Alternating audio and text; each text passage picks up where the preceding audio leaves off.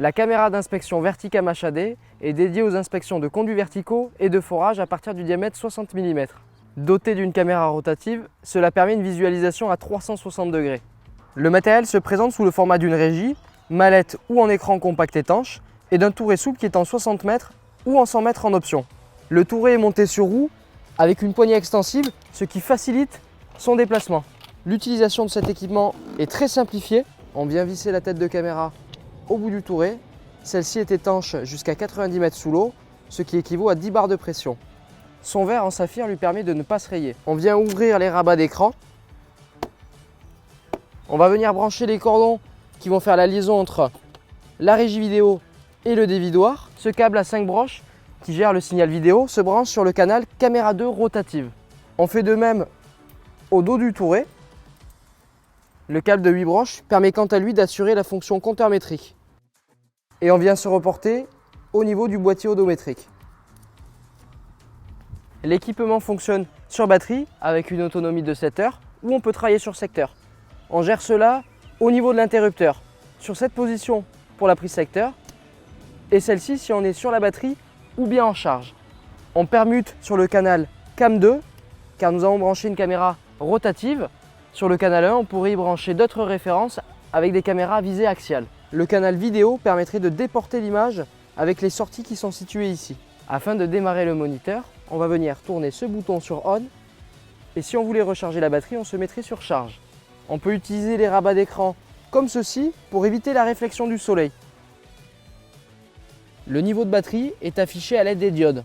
On peut venir modifier les paramétrages de l'écran en appuyant sur ce bouton, en utilisant le plus et le moins pour naviguer. Il y a 3 modules préenregistrés, intermédiaire, standard, dynamique et un mode utilisateur sur lequel on peut venir modifier le contraste et également la luminosité. Le menu disparaît automatiquement au bout de 10 secondes où on peut appuyer sur ce bouton. Le pack comprend 3 centreurs, 80, 150 et 220 mm. Leur but est de mieux centrer la caméra dans la conduite et également d'éviter d'être plaqué à la paroi. On vient les insérer sur la partie arrière de la tête. On peut venir modifier la longueur du bras en dévissant la molette, en tirant le bras, puis en serrant pour maintenir la position voulue. Il y a un frein d'axe. Pour le déverrouiller, on va venir tirer, puis tourner d'un quart. Avec la manivelle, descendre sa caméra. Puis, lorsqu'on veut verrouiller dans un cran, on fait la manipulation inverse, on tire, on refait un quart et on verrouille. La distance déroulée vient s'afficher en bas à droite de mon écran au centimètre près.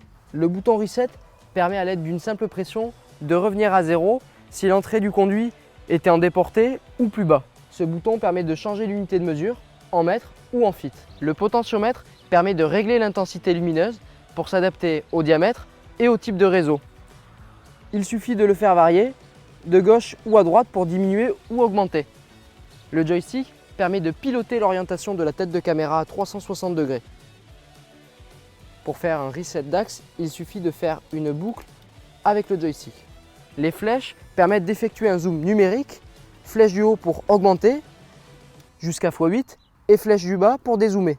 L'enregistrement se fait sur clé USB qu'on va venir insérer dans le port associé.